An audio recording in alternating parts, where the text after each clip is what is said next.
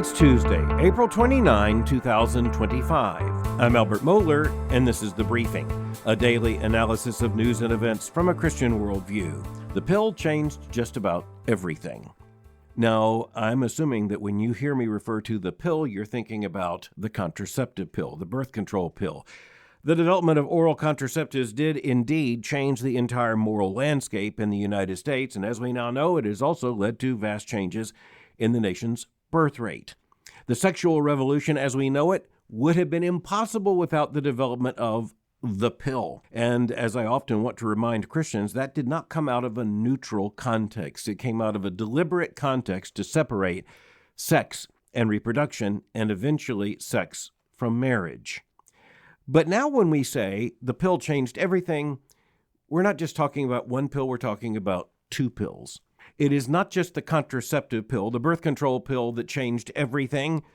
In more recent times, it is the abortion pill. Now there are two pills that have radically aided the sexual revolution, radically aided the vast changes in America's moral landscape, and vast damages when it comes to the United States. Not just moral effects, but especially when it comes to the second of these pills, the abortion pill. The evidence is overwhelming, but it has largely been hidden. All that changed just yesterday with the release of a major report by the Ethics and Public Policy Center, EPPC. That's a major Washington think tank. And the title of the report basically says it all. The abortion pill harms women. And then you have the revelation that insurance data reveals that when you're talking about serious adverse events connected to the use of the abortion pill, in particular Mifepristone, it now includes 1 in 10 patients who will experience a serious adverse event. Now, the important thing to recognize here is that the abortion rights movement and the industry pushing for not only the legalization, but the standardization of the use of now medication abortion, as it is known, a chemical abortion by means of an abortion pill, and even at times a series of pills. The fact is that behind that has been the claim that it is absolutely safe.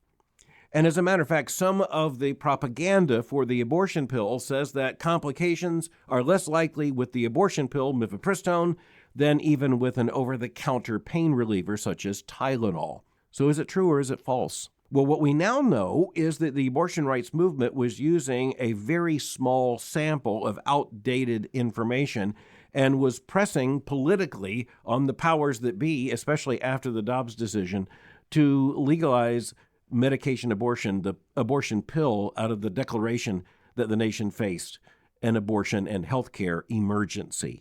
Now, over and over again, we see the pattern that the declaration that there is a form of emergency leads to political and especially bureaucratic action, sometimes with political acquiescence, sometimes with overt political energy. The point is, this is how such seismic changes happen. And I want to take a little closer look at this report. It's by Bryan Hall, Director of Data Analysis, and it's also released by Ryan T. Anderson, the President of the Ethics and Public Policy Center and a very well-known bioethicist. And the abortion pill harms women is the title, and that really does state the case, because over against the propaganda coming from the abortion rights movement and those who are directly associated with the pill, the claim is that it is basically harmless without serious medical risk. But now consider these data points. First, about 10.93% of women experience sepsis, infection, hemorrhaging, or other serious adverse events within 45 days following a Mifepristone abortion. So now we're not talking about a marginal risk. Now we're talking about just shy of 11% of all the women who have used the pill. They've experienced at least one of these complications. Very serious complications. The summary from the report goes on to state, quote, the real-world rate of serious adverse events following Mifepristone abortions is at least 22 times as high as the summary figure of less than 0.5%, that's in quotation marks, in clinical trials reported on the drug label. Now, let me just stop here for a moment. I know the fact is that the vast majority of Americans hardly read past the initial instructions of how often and for how long to take the medication. I think most of us know that there is available probably in the packaging, and if not so, we're directed to sources online that will give us voluminous, and I do mean voluminous, overwhelming information, and all that in the name of having an informed consent on the part of the consumer. The reality is it's more basically just legal coverage from the manufacturer and the distributor, those involved in the pill. They can say that they disclosed any number of risk, complications, etc. But when it comes to the abortion pill, Mifepristone, we know just how political this is. It always has been from the very beginning. And we know that in the aftermath of the Dobbs decision reversing Roe in 2022, there was an immediate rush with political energy coming from the abortion rights movement to legalize, standardize, and popularize the use of the abortion pill, thus basically doing a go-around when it comes to the Roe v. Wade decision, now that it is reversed by Dobbs, in the sense that there is no 50-state guaranteed national federal right to an abortion. Now that the question's returned to the states, you see the abortion rights movement saying, let's just outsmart the pro-life movement and let's outsmart state legislators and pro-life states. Let's outsmart everybody by simply turning the question of abortion into the question of a pill. And even though you may have red states and blue states, you may have pro-abortion states and pro-life states, you may have restrictions on abortion in many states, you know what? The pill will get through. And that is actually what is taking place. This report makes that very, very clear. The report calls upon the Food and Drug Administration, the FDA, to, quote, immediately reinstate its earlier, stronger patient safety protocols to ensure physician responsibility for women who take Mifepristone under their care, as well as mandate full reporting of its side effects. The FDA should further investigate the harm Mifepristone causes to women and, based on objective safety criteria, reconsider its approval altogether. What kind of numbers are we talking about here? Well, the manufacturer and the FDA, according to this report, looked at only 10 clinical trials, and in those 10 clinical trials, only about 30,966 participants were involved. The data from this analysis, produced by the EPPC, looks at 865,727 prescribed Mifepristone abortions between the years of 2017 and 2023. And what they're finding is that the risk in reality, as reported in these certifiable reports, it is about 22 times higher than what was admitted by the proponents of the abortion pill and also its manufacturers in the data presented to the Food and Drug Administration. The full text of the report goes into the background of Mifepristone, the abortion pill, and the report points out that even though the pill was developed by a French pharmaceutical company, it was quickly very much the aim of the American pro-abortion movement to gain access to the pill and make its use standard. And in order to do that, it was going to have to prove two things in terms of the FDA protocols. Two things: efficacy and safety. Now, horrifyingly enough, the efficacy is pretty clear. It is a very efficacious, efficient killer of the unborn human being. It is indeed a very effective early-term abortifacient. Hold that thought for a moment, because the other question is just how long into a pregnancy is this pill being used? In terms of safety, this is the main issue that this report addresses, pointing out that the companies and those who were the advocates for the use of the pill, they were presenting data which was extremely limited, already out of date, and misrepresentative when it comes to the actual dangers to women using these pills. When the U.S. FDA did approve some limited use of the drug, there were certain protocols put into place. For example, the drug could only be prescribed by physicians who indicate they'd read and understood the prescribing information. The drug could only be administered in a clinical context in a medical office or hospital under the supervision of a physician. And key to this was assessing, quote, the gestational age of an embryo, and also the ability, quote, to diagnose ectopic pregnancies. But the report then tells us this crucial part of the history, quote, during the Obama and Biden administrations, the FDA chipped away at these initial safeguards, risking women's health in order to increase access to abortion. Under the current risk evaluation and mitigation strategy in effect since 2023, the report states, I'm quoting here, a Mifepristone abortion now requires as little as one telehealth visit with any approved healthcare provider. Okay, now just listen to this, telehealth. So now we're talking about internet-based, you're talking about distance prescription after distance diagnosis of the use of this abortion pill. And that's what's absolutely crucial to the pro-abortion movement strategy here, because that's a way of going around the states. And so now we're looking at certain states where there's even legal protection and encouragement for providers of these services and these pills to make them available to women in all 50 states, regardless of the laws restricting abortion in those states. The other thing is that we are now told that when you look at the total number of abortions, even the proponents of the abortion pill are now claiming that the vast majority of abortions in the United States right now are by means of the pill, not by means of surgical abortion, as in an abortion clinic. Under the changes made during the Obama and Biden administrations, another was that a woman, quote, may self-administer drugs obtained from a mail-order pharmacy, and 3, the prescriber need not report any adverse events unless he or she knows that a patient has died. Let's just hear that again. The FDA approved new protocols under pressure from the Obama and Biden administrations to lessen the restrictions, to let go of many of the restrictions placed upon the abortion pill.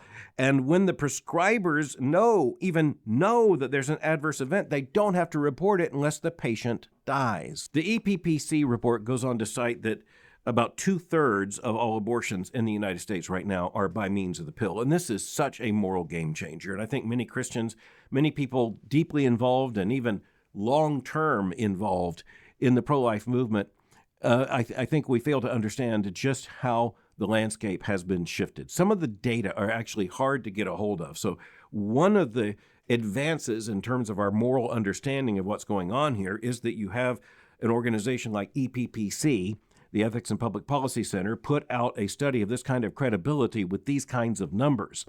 And for one thing, it's a wake-up call to pro-life Americans that the pro-abortion movement has done a workaround around not only the Dobbs decision, but basically around Roe v. Wade. What you have here is evidence of the fact that abortion is probably now more accessible to women than it was before Roe v. Wade was reversed in 2022. While trying to get ahead, we may actually be further behind. Now, theologically, we should anticipate that this might be so because the culture of death is wholly opposed to the gospel of life, and the culture of death will do anything it can to advance its purposes, even at the expense of women's health, and of course at the expense of unborn human life. And we understand how desperately intense this battle has been over the years. And so even as the pro-life movement rightly celebrated the reversal of the Roe v. Wade decision, horrifying decision handed down in 1973, its reversal in 2022 came as a result of decades, almost a half century of intense pro-life activism, very hard work on the part of grassroots supporters of unborn life, by the efforts of many conservative religious denominations, on the part of courageous legislators, governors, senators, representatives, and yes, judges and justices. Yes, but all of that may basically now be in a changed landscape in which an abortion pill turns out to be the way most abortions are conducted. Then that little pill is the way abortion becomes available, even when legislators and politicians, judges, and all the rest have done their very best, according to the Constitution and the law, to put defenses and protections for unborn life and for the life and for the health of women into the law. This is a go-around that shows you just how the culture of death works. But I want to take this just a little bit further because it's not only a demonstration of how the culture of death works, it's also a revelation of how the culture of death gloats. I want to point you to a piece that ran just a matter of days ago at Washington Monthly. That's pretty much inside baseball, political journal, has a lot of influence. Washington Monthly has run an article by Carrie N. Baker. She is the professor of American Studies and chair of the program for the study of women and gender at Smith College. She is the author of a book entitled Abortion Pills, U.S. History and Politics. The piece that she contributed to Washington Monthly is a demonstration of the culture of death, not only smiling its dark smile, but gloating. Here's the headline: How Reproductive Freedom Advocates Outsmarted the Anti-Abortion Movement. And in sum, her argument as to how the pro-abortion advocates outsmarted, that's her word, it's at least the word in the headline, outsmarted the pro-life movement, it comes down to the pill, the abortion pill. That's how it was done. And the increase in abortion is something that is here celebrated.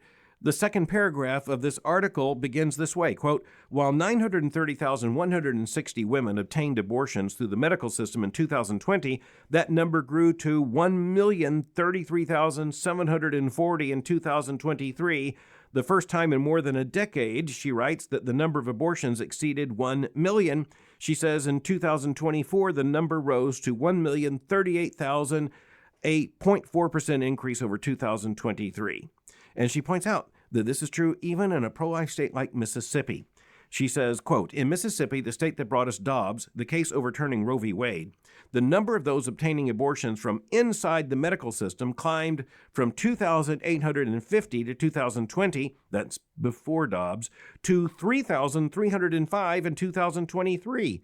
After Dobbs, a 16% increase, she writes, in just 3 years. Quote, these numbers do not include abortions occurring outside the medical system, estimated to be more than 100,000 since 2022.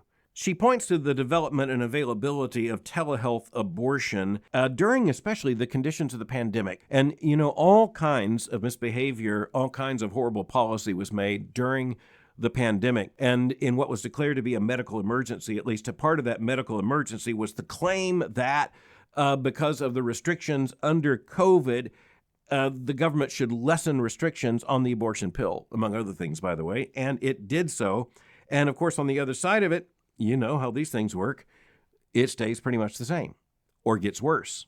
In this case, it gets worse. She writes, and I quote, the primary reasons for the expansion of abortion access, despite state bans, are the advent of telehealth abortion during the pandemic and the development of community support networks that provide free abortion pills to individuals living in restrictive states, end quote. You see the go-around. They're not hiding this.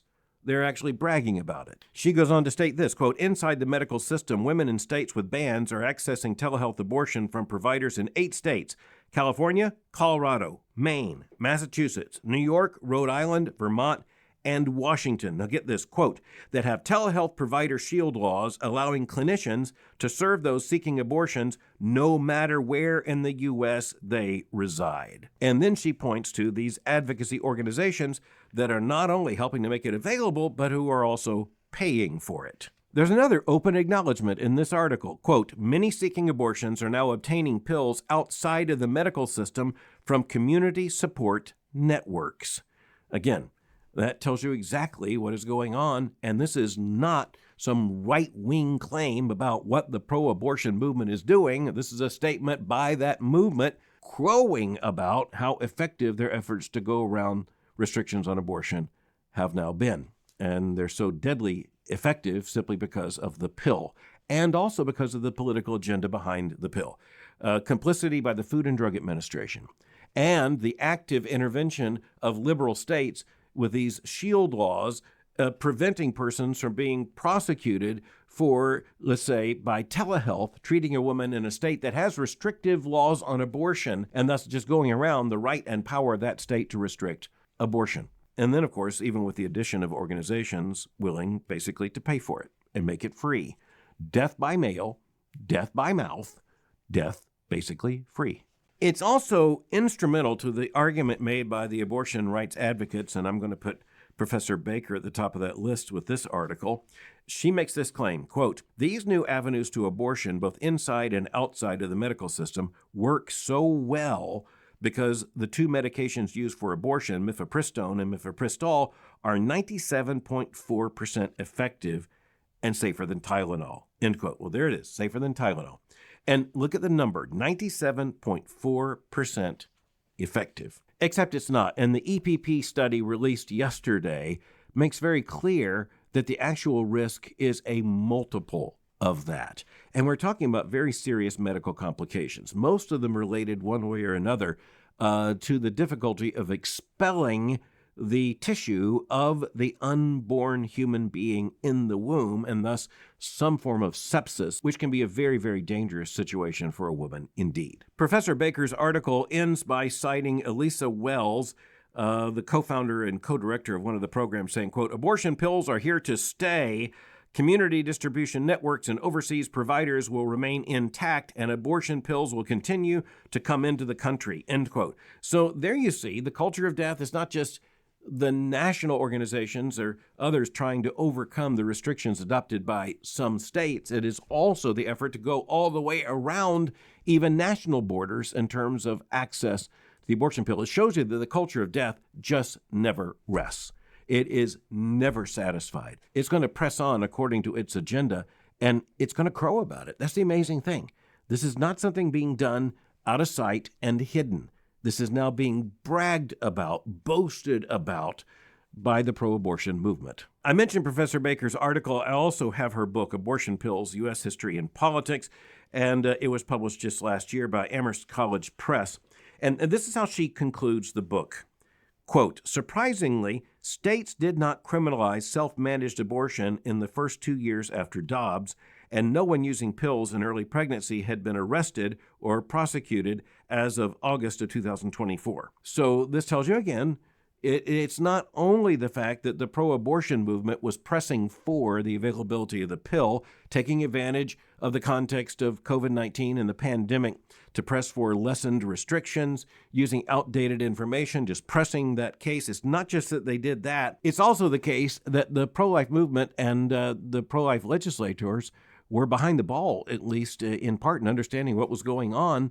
And the states have not been effective at restricting the availability of these pills. But then this sentence is how she ends the entire book. Quote, "The future was uncertain, but advocates had made safe abortion much more widely available than before Roe, and in some respects, even during Roe," end quote. Let that sink in for a moment. She's making the claim that not only was this a go-around after the Dobbs decision, it was so effective a go-around for the culture of death that abortion now arguably is more widely available than it was even under the protections of Roe. Christians need to understand, first of all, what is going on here.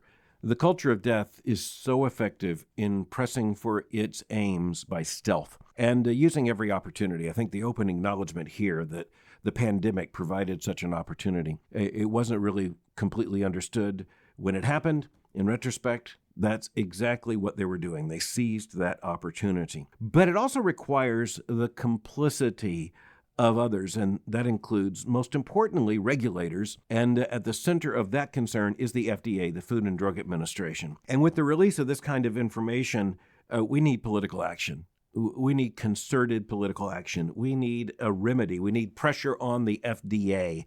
And the FDA needs a lot of pressure to force it to reconsider what this evidence indicates was a very ill-advised decision to lessen the restrictions on the abortion pill. And the political context is now far better understood.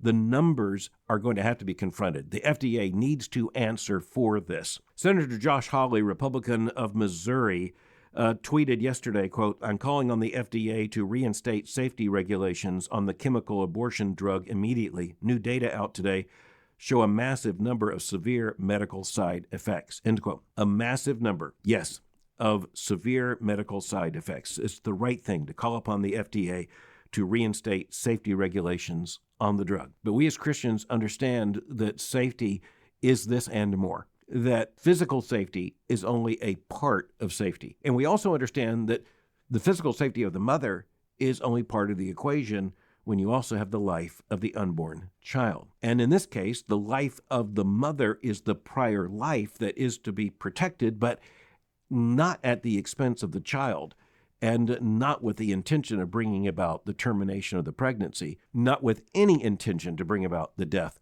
of the unborn life. But it's also true that when you think about safety in this case, it's not just the culture of death wants to ignore and even dismiss the very existence of the unborn person in the womb, it is also true that it defines safety solely in terms of a medical term. But it also reduces safety to mere physical safety. And in that case, we already know it's a huge fail, massive fail, dishonest fail, incompetent fail when it comes to government supervision.